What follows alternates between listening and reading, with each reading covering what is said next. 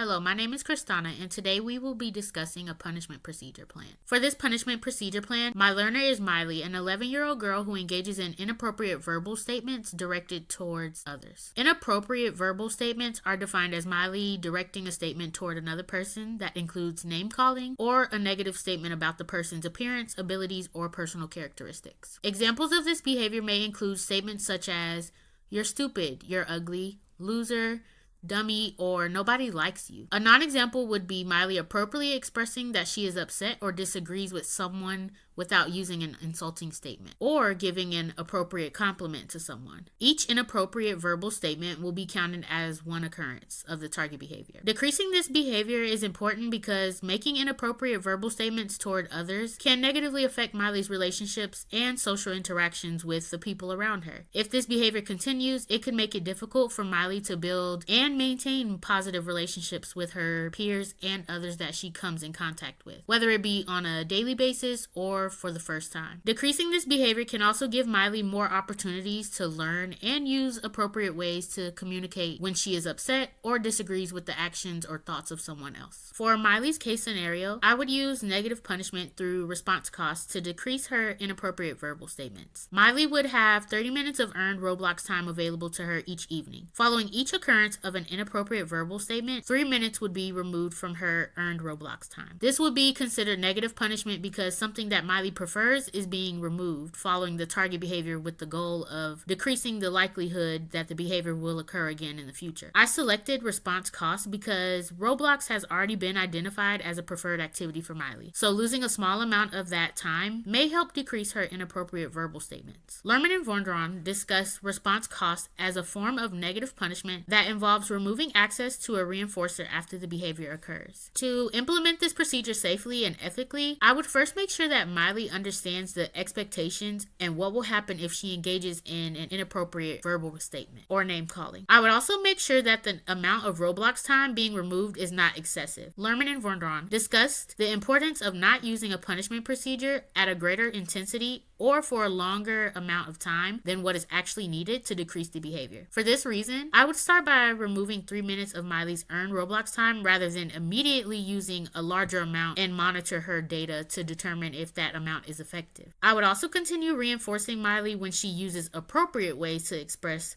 that she is upset or disagrees with someone, so the punishment procedure is not used by itself. The expected effect of this punishment procedure would be a decrease in Miley's inappropriate verbal statements over time.